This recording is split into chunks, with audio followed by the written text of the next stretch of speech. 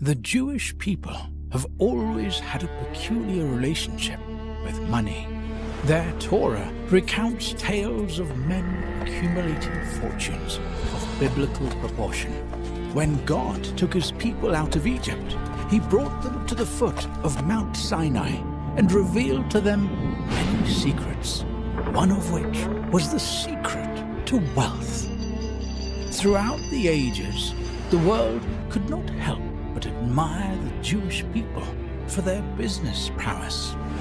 Admittedly, in some generations, the admiration turned to hatred and became an excuse to commit unspeakable atrocities.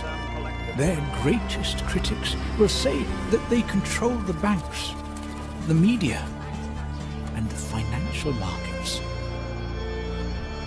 Is it all just a coincidence? There is no denying that this ancient people possess a secret to the accumulation of riches that has defied the rule of nature. Alas, what is their great secret?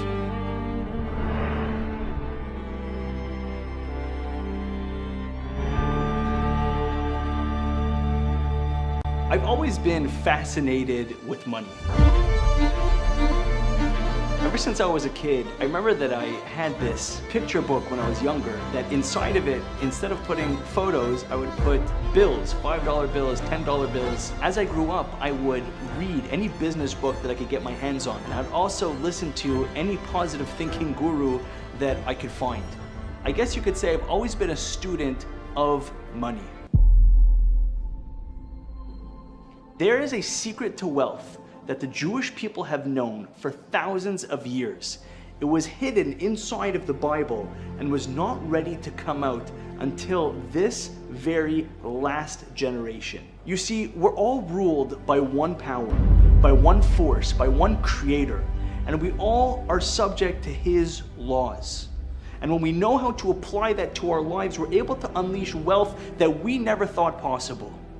The Jewish secret to wealth is charity, in Hebrew called tzedakah. Tzedakah.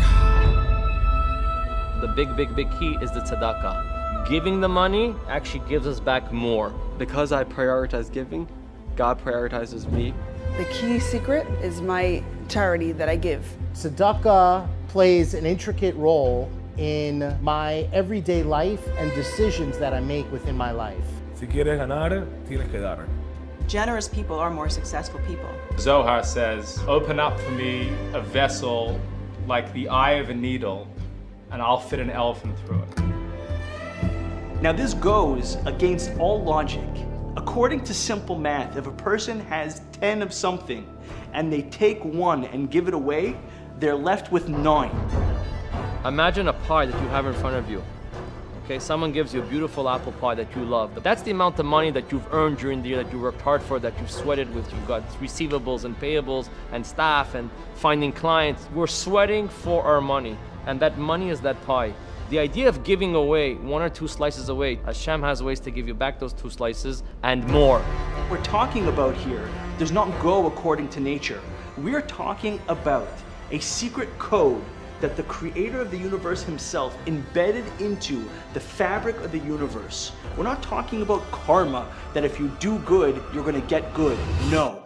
We're talking about a hack in the matrix. Der Rebischter sagt, als eine medagdik, wie Judaica, bemele eine medagdik nime, et muras von arbo pomim gitnem chamisha pomim, vekama pomim kocho, und zusammen damit techet, mit dem Schäfer, Tevas, mit gitem milmailo, gitmen a meche de brocha vatzloche, soll das vernutzen. Auf gesunde Sachen, friedliche Sachen, in jone Teru, mit Zwiseo, mit Simcha, vetuv livo. When I came home from yeshiva and went back to work, the rabbi from my synagogue came and he asked for a pledge for the following year. He asked me for $18,000, which is roughly $1,500 a month. And it's what I owed at that time for charity, so I gladly said yes. By the end of the year, I fulfilled the pledge, but again, didn't think too much about it. That next year, I left my family business and I went to go start my own company from absolutely scratch. Right before Rosh Hashanah, the rabbi came to my new office to pledge me as he does every year. And when he walked into the room, his face turned white. He was used to seeing me in a big fancy office with a big mahogany desk with a big corner view. And that year he walked in and I was alone in a dingy office sitting on a $10 Walmart chair and those white folding tables. That year, I was expecting the rabbi to go easy on me. He sits down at the table and he says to me, "This year, I'm not going to ask you for 18,000, but this year we'll ask you double, 36,000. I went into a trance. The rabbi froze in front of me. It was just me, myself, and God.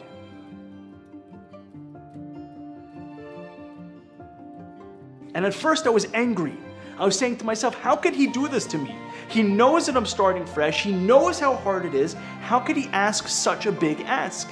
But then I thought to myself, if this is all true, then God is not going to hurt me for giving charity. In the talking Cheshbein is when ich gehe zu Tzedake, es darf sein nicht verbunden mit Seichel. A viele nicht mit was lebt, nur gibt es gleich nicht was jot, und mit dieses war gewollt. I came out of the trance. One single tear ran down my cheek, and I said one word. Okay.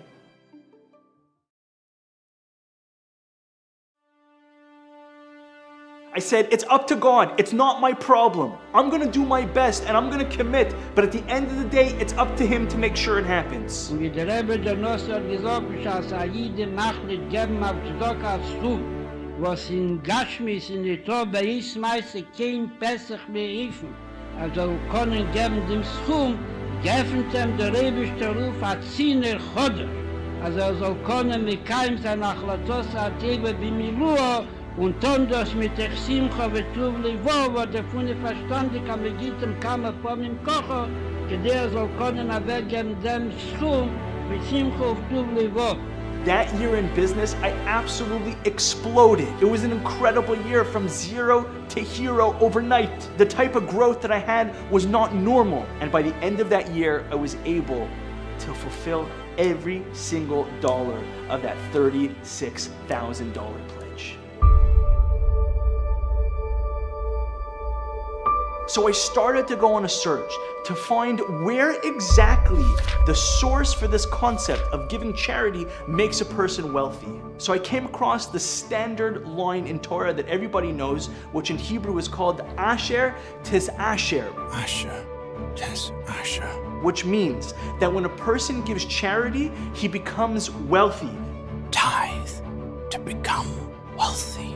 So I continued to learn and study more, and I came across the magic phrase that I'm about to tell you that changed my life forever and is about to change your life forever. And the secret hidden line is found in a book called Malachi, and it goes like this.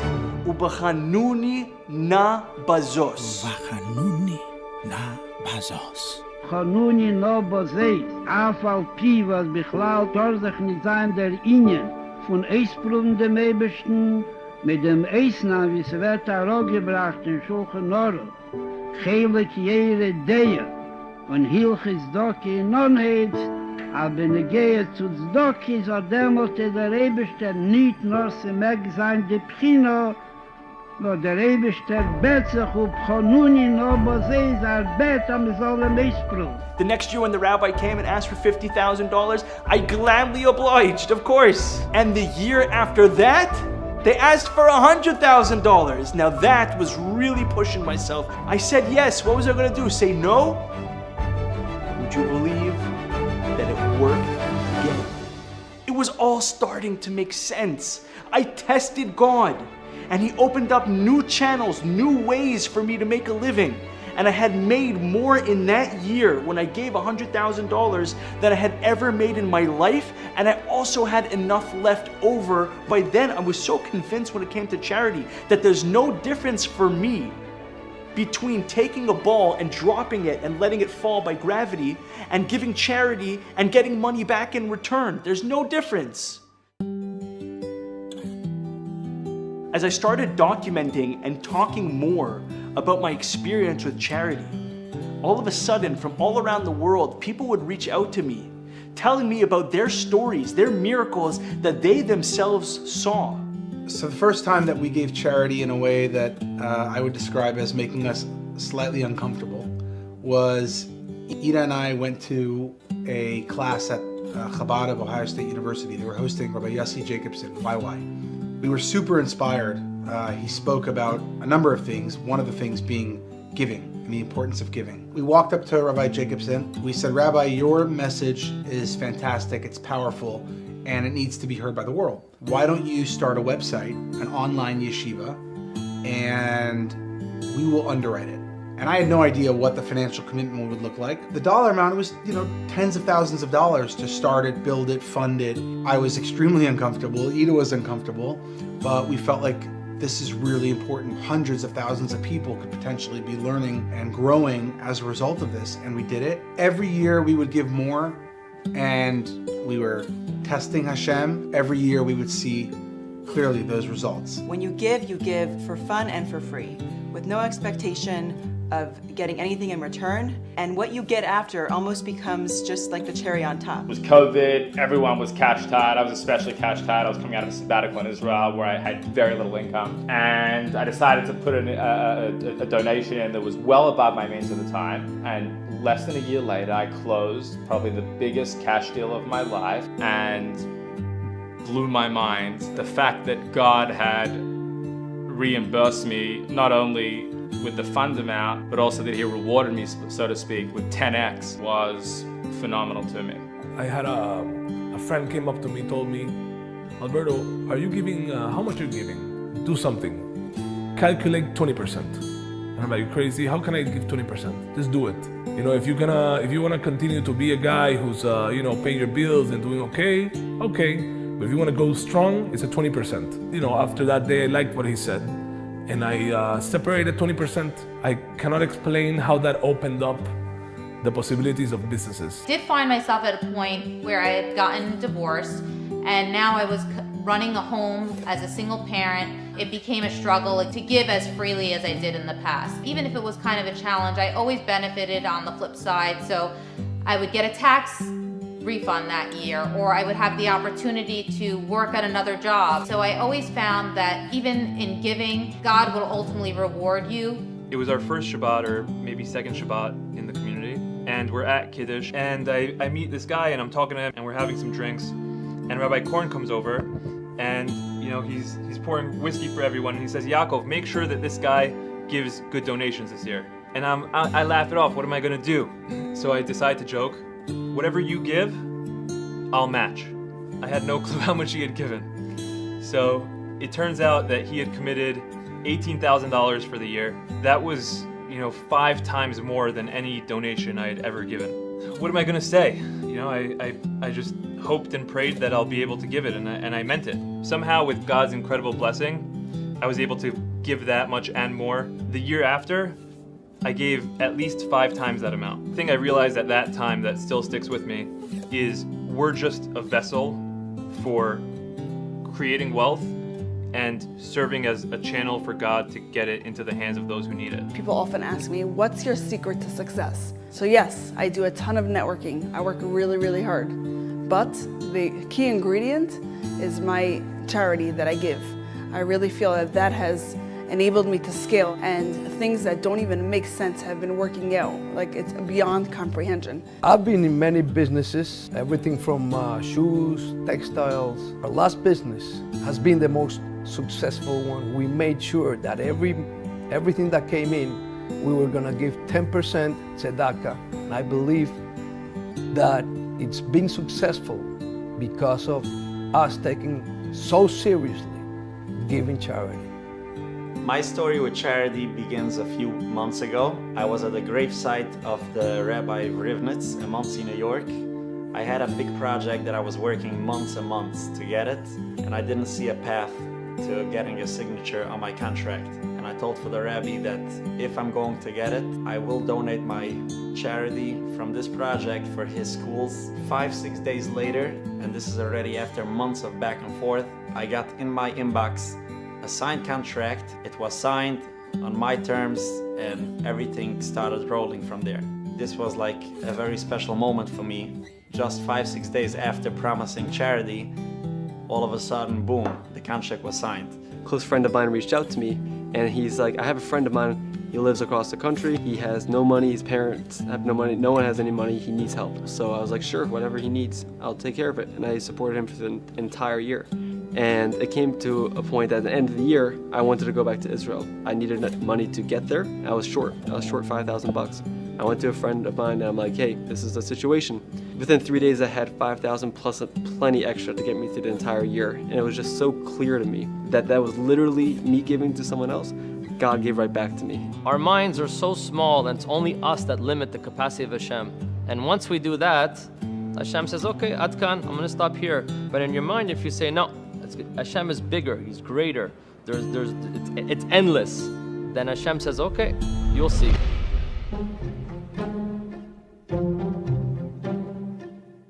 There's a man in my synagogue that every year gives $10,000. And I asked him if he could stand up in front of the congregation and speak to everybody and talk about the blessings that he sees from his charity. But he told me, Beryl, I can't, because I don't see any blessings from my charity. And this really bothered me because I'm the guy that pledges him every year. So how could it be that he doesn't see it? And I went home and I thought about it and I did the math. And the reason why he's not seeing the blessings from his charity is because he's not giving enough. He only gives $10,000, which means that God only has to give him $40,000 that is left for him to keep. Der Ewigste sagt, am Schaße seiner Chamisches mit Pfarre, mir wird geben a Chemisch, auf die, wo der Ewigste darf sich speisen. Ich sollte dämmelt heute viel mal als sehr viel Lecher. Als ich steht es vor. So if he gave $20,000, then God would give him $100,000. If he gave $40,000, then God would give him $200,000. You see, the problem with charity and the way we've been looking at it forever is this. Most people look at charity going backwards. They say to themselves, if I made $100,000 this year, then I owe $10,000 to charity. The problem is, if a person makes $100,000 after tuition, after rent, after food, after insurance, and after a vacation, he has no money left. He might even be in debt. He doesn't even have $10,000 left over to give to charity. So he's not even doing that bare minimum. Here came the Lubavitcher Rebbe and changed everything and flipped it completely on its head. Instead of looking backwards at what you made to determine what you owed to charity, he challenged us to look forward and make a pledge and decide how much money we want to make for the upcoming year. And based on how much our pledge is, that's how much we're going to make. Als machshava teva, HaKadosh Baruch Hu mitzarfa lemaise, a b'shas yid betracht, als geht on a gute Sache. Is a viele, wenn weiß zu Geist, a das nicht für Kirche, und noch mehr, sie taken nicht für Kirche. Die bald aber hat bei sich beschlossen, a nicht gucken dich auf seine Möglichkeiten, wie bald kommt on a Teve a zweiten Lieden, Afol Pi, was jener ist a Nosche, wird ton de Teve mit Messias Nefesh, ist a sichere Sache, der Eberste wird ihm helfen, soll können mit Malle sein unter die Achlotte.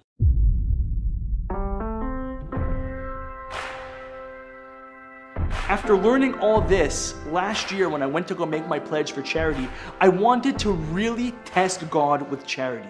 At the end of the day, a lot of people think that it says you can test God, but really if you read it properly, it says test me with charity, as if it's a commandment, it's a mitzvah to test God with charity. Der musste der Eberste nicht nur sie mag sein, die Pchino, no der Eberste bet sich auf Chanuni, no bo sie ist arbeit, am soll Missbrauch.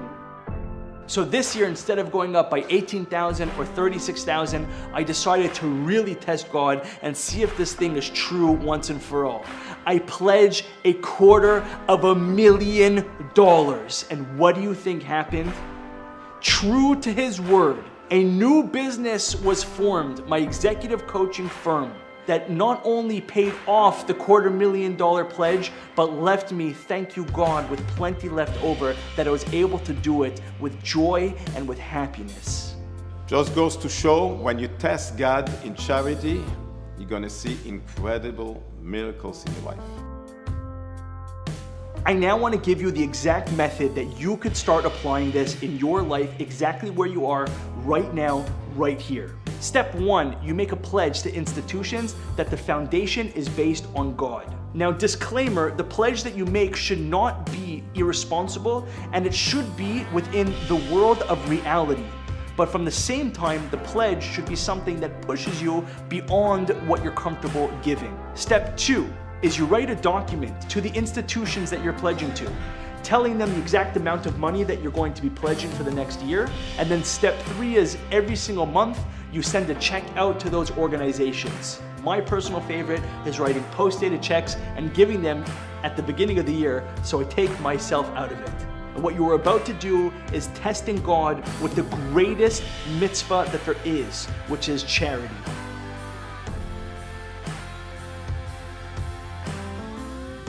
And it says that nothing brings the Messiah, the Mashiach, closer than giving charity. Once you test God, and once you see the blessings explode in your life, you will never be able to go back to a regular life again. And when you do see those blessings, make sure to tell everybody that you know about this incredible mitzvah of testing God with charity.